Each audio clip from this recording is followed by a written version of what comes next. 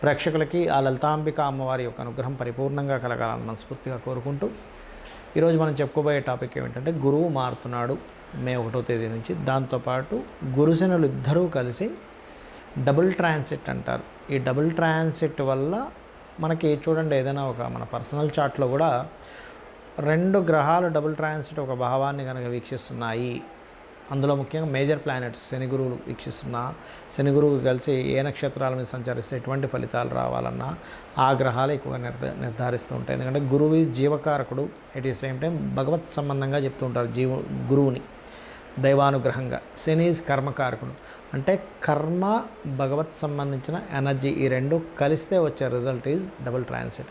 So ఏ లగ్నం వారికి, లగ్నం తెలిసిన వారు లగ్నం నుంచి చూసుకుంటే, లగ్నం తెలియని వారు రాశి నుంచి చూసుకోవచ్చు. ఈ రకంగా మీకు ఏ విషయాల్లో బాగున్నది, ఏ విషయాల పట్ల కాస్త జాగ్రత్తగా ఉండాలి, ఏ దేవతారాధన చేసుకోవాలనేటువంటి విషయాలు మనం చెప్పుకుందాం. మిథున లగ్నము, మిథున రాశి. మిథునం వారికి కనుక చూసుకున్నట్లయితే మీకు ఈ యొక్క డబుల్ ట్రాన్సిట్ అంటారు. అంటే గురువు శని మీకు ఏ యొక్క విషయం మీద అద్భుతంగా పనిచేస్తున్నాయి అంటే, లోన్స్ క్లియర్ అవ్వడానికి, మీ యొక్క డైలీ లైఫ్లో ఇంప్రూవ్మెంట్స్ పెరగడానికి. గుర్తుపెట్టుకోండి, డైలీ లైఫ్లో ఇంప్రూవ్మెంట్స్ అనేవి పెరుగుతాయి డబుల్ ట్రాన్సిట్ వల్ల. అయితే ఇది సంవత్సరం పొడుగునా ఉంటుంది. ఈ సంవత్సరం మే మాసం నుంచి నెక్స్ట్ మే ఎండింగ్ వరకు దీని ప్రభావం ఉంటుంది.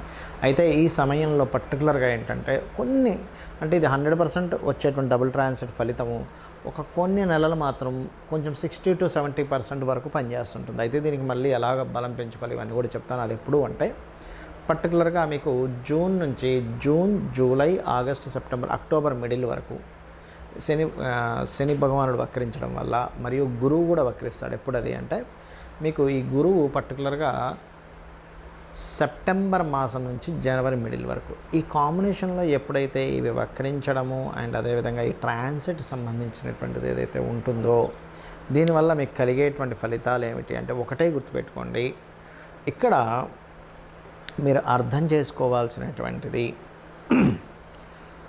ఇది కేవలం మీకే కాకుండా మీ కుటుంబ సభ్యుల్లో ఉండే వాళ్ళకి కూడా ఇది ఫలితం ఇస్తుంది. ఎలాగంటే మీ కుటుంబంలో మొత్తం పెద్ద ఫ్యామిలీస్ ఉంటాయి కొంతమందికి, ఆ కుటుంబంలో ఎవరైనా సరే సంతానం కోసం ప్రయత్నం చేస్తూ ఉన్నారు, మీ యొక్క కుటుంబంలో సంతానం కోసం ప్రయత్నం చేసేటువంటి వారికి, లేదా క్రియేటివ్ రిలేటెడ్గా ఏదైనా ప్రయత్నం చేసేటువంటి మీ యొక్క కుటుంబ సభ్యుల్లో ఎవరికైనా సంతానానికి ఇంప్రూవ్మెంట్స్ కోసం ప్రయత్నం చేసేటువంటి వారికి ఖచ్చితంగా పాజిటివ్గా ఉంటుంది. అలాగే మీ యొక్క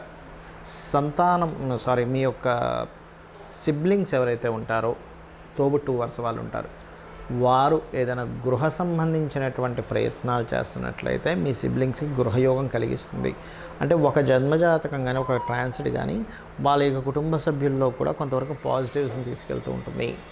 అదేవిధంగా మీ యొక్క తల్లిగారికి ఏదైనా ప్లేస్ చేంజ్ రావడం కానీ, మీ యొక్క సంతానానికి గతంలో ఉన్నటువంటి ధన సంబంధించినటువంటిది ఏదైతే ఉందో ఇక్కడ కొంచెం ఎదుగుదలని ఇస్తుంది. అంటే ఎప్పటి నుంచో చూడండి, అయ్యో మా అబ్బాయికి ఇంతే శాలరీ వస్తుందండి, మా అమ్మాయికి ఇంతే శాలరీ వస్తుందండి, పెరిగితే బాగుందండి అంటుంది. ఎవరికైనా కామన్ అది. ఎందుకంటే మనం చేసేటువంటి కష్టానికి ఇంకొంచెం డబ్బులు వస్తే మనకున్న కష్టాలు కానీ, అప్పులు కానీ, లేకపోతే మనం ఏదైతే సేవింగ్స్ చేసుకుందాం అనుకుంటున్నామో అవి క్లియర్ అవుతాయని ప్రతి ఒక్కరికి ఆశ ఉంటుంది.